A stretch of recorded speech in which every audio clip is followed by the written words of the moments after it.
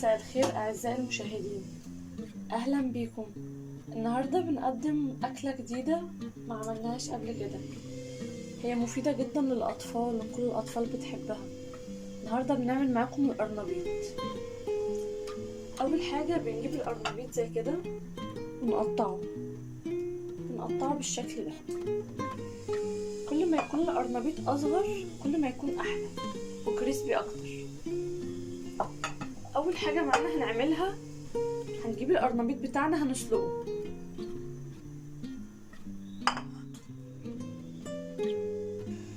هنجيب المية بتاعتنا هنستناها تغلي، احط فيها معلقة من الملح، معلقة من الكمون،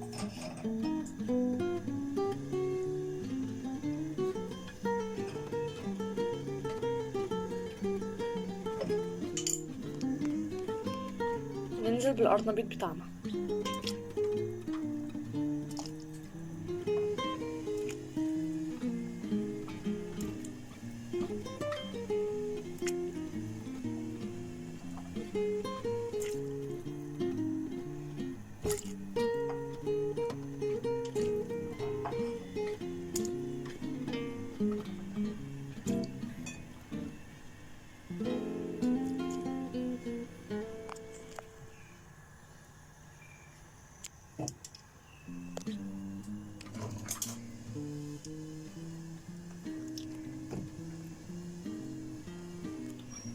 بس خليكوا حريصين على ان هو ما يتهرش منكم عشان تعرفوا تمسكوه.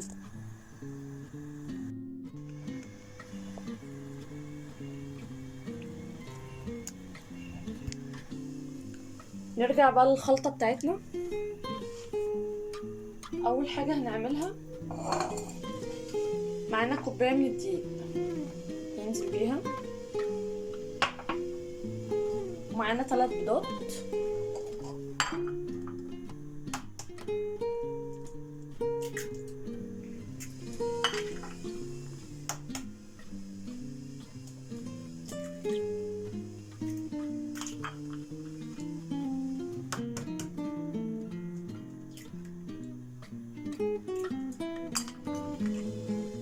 ومعانا 2 من الطماطم ننزل بيهم،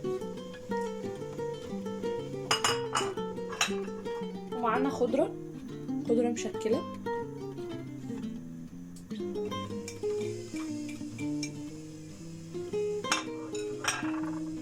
نيجي بقى للتوابل بتاعتنا.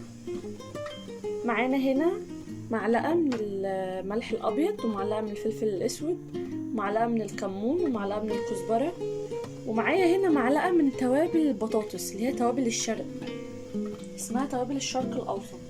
دي توابل ممتازة جدا، أنا بحطها على معظم الأكلات بتاعتي، بتبقى جميلة جدا.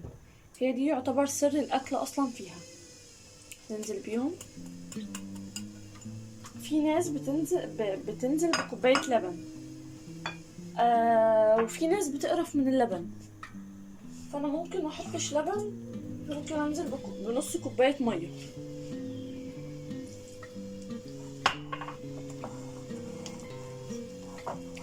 نجهز الخلطة بتاعتنا.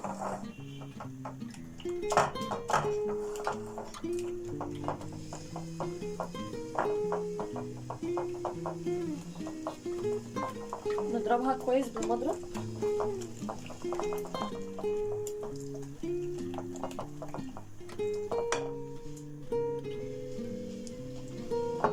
نقلب كويس. ومعايا هنا 5 فصوص ثوم مطحونين ننزل بيهم برضو. الثوم بيخليه طعمه جميل جدا. بنضرب فيه كويس.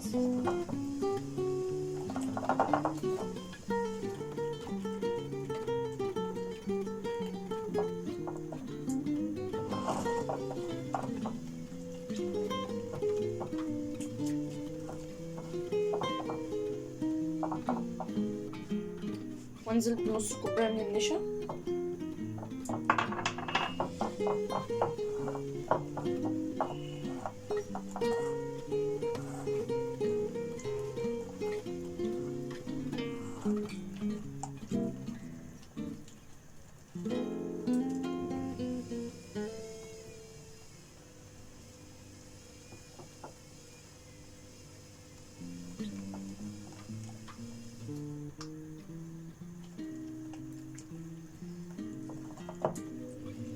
كده كده الخلطة بتاعتنا جاهزة. نتبل القرنبيط على طول.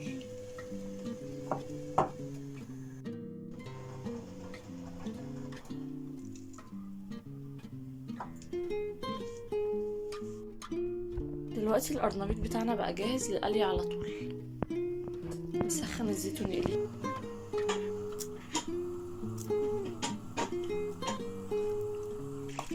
دلوقتي هننزل بالقرنبيط.